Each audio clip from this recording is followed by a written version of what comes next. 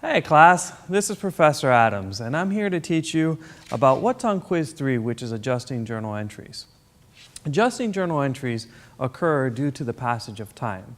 And what we're going to do is we're going to look at the 6 adjusting entries that you need to learn for Quiz 3 and kind of explain each one and basically how we derive to the numbers that we're going to get to.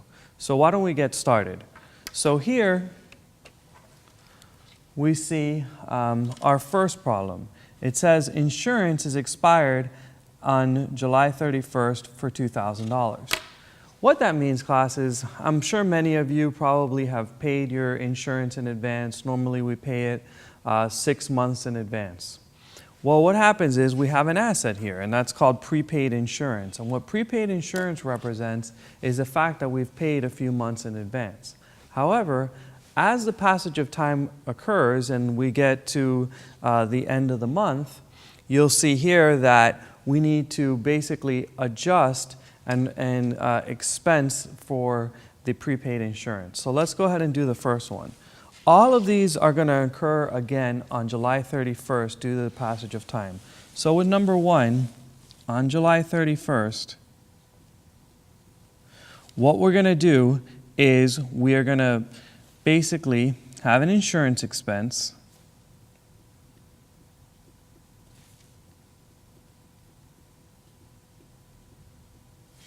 for $2,000, and we're going to reduce our prepaid insurance, which is an asset,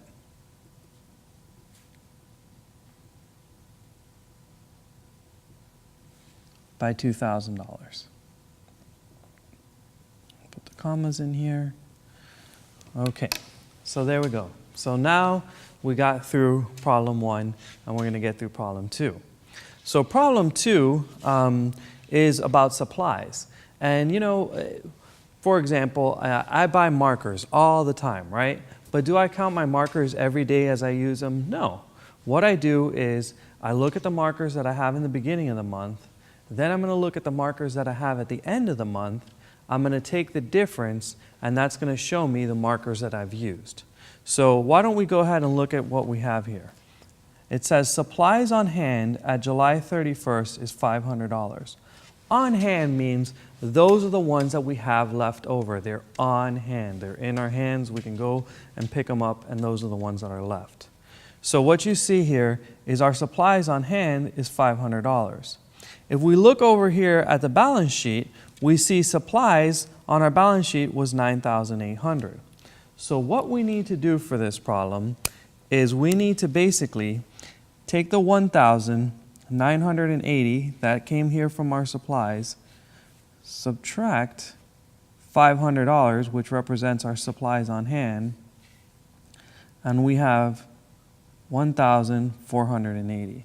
And what the $1,480 represents is the supplies that we've used.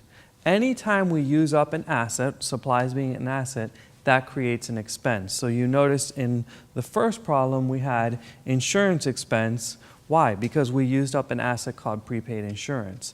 Now in the second one we had supplies, and we show that we only have $500. That represents the on hand.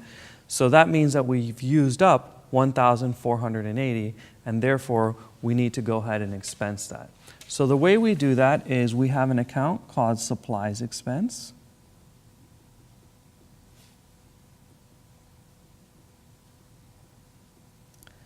And we're going to go ahead and credit our supplies.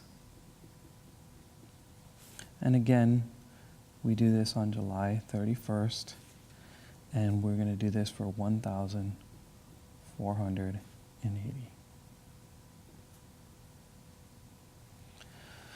Okay, now our next accrual is for unearned rent. And the way unearned rent arrives is maybe, you know, Tracy Stamp, for example, she could have a warehouse for maybe 3,000 feet, but maybe she only needs 2,000, so I invite someone else to come and rent the other 1,000 square feet. And so the way unearned rent comes about is basically what I say is, hey, look, pay me the first 6 months in advance, and as you are staying here, you know, we'll expense it off, and then you'll owe me again in another 6 months. So basically, whoever is the tenant of the property is basically paying in advance. So if the tenant, for example, was to move out, Tracy would be responsible for giving him the cash back. But as the months go on, they're able to earn revenue. So Tracy basically is going to take the money that was paid to her and earn revenue as the months go on and pass. So what we're going to do is we have unearned rent on July 31st. And what we're going to do is we are going to debit our unearned rent, which is a liability account, and we're going to credit our rent revenue account. So now the month has passed, and what we are saying is Tracy actually earned the revenue for the month of July because the month has passed, so the amount that was paid becomes earned, and that's how it becomes rent revenue. So here we see unearned rent at was $2,000. If we look here, okay, and we can see that we have a liability account called unearned rent that had $6,750, what we're going to do is take our liability, right, and we say the balance, that's why it says at, it means now the balance is only $2,000. So we're going to go ahead and take $2,000, and we've actually earned $4,750. So we'll go ahead and write $4,750. We'll debit. Again, to reduce a liability, we need to debit it, and to increase our revenue, we need to credit it. So we have $4,750. Now, our next problem is number 4, which is accrued salaries. And here's how accrued salaries work. I'm sure many of you have worked for an employer before.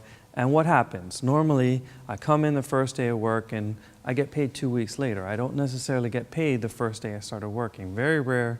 I have had some people in my classes say, yeah, I got paid the first day I worked. But normally the way it works is you come into work and then basically they give you your 2 week salary. Now, as you work, your employer owes you money, which creates a liability for them. Anytime we owe money, we have a liability. So here you see I've accrued salaries and wages of $4,000. So what that means is people have worked for me and they earned $4,000, but I have not yet paid them. So that's created a liability. But I have the expense because, again, anytime I use labor or an asset, creates an expense. So here what I need to do is I need to record the liability and the expense that I have for these employees for the month of July. So again, I'm going to go July 31st, and I'm going to have salaries and wages expense.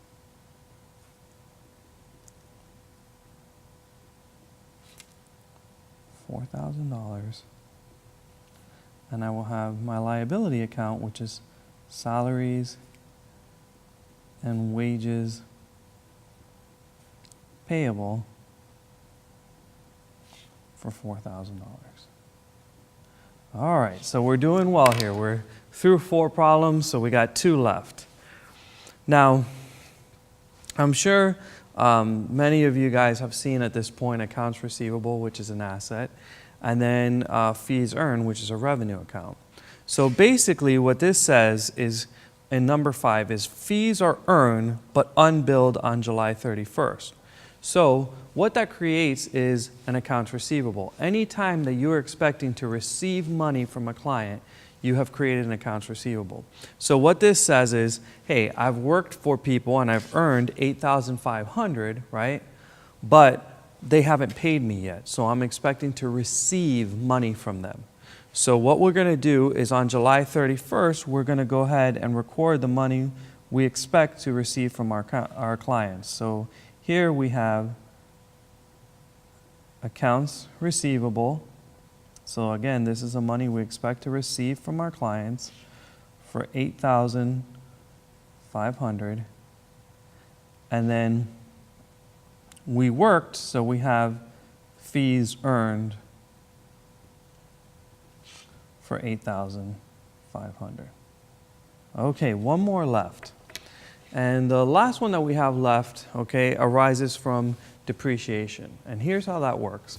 Basically, if I have an asset that's long-lived, normally it's going to be, last for more than a year, and it's over $500, I can't just expense it when I buy it. What I need to do is put it on the books as an asset, and then slowly over time, I'm allowed to take an expense against that asset. And this is what depreciation is. So depreciation basically shows the value of the asset losing value over time. So that's how we get depreciation. So if you think about it, we all drive cars, right? Next year, our car is not going to be worth what it is today. So whenever we use up an asset and it's not worth as much, we always create an expense. In this case, we have depreciation expense, and here's how it works. So here we see the depreciation equipment for the year is $2,700. So again, we have this on July 31st. We are going to have depreciation expense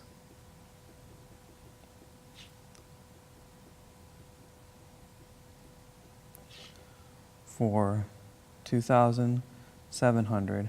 And now we have an asset here, and you can see we have accumulated depreciation, okay?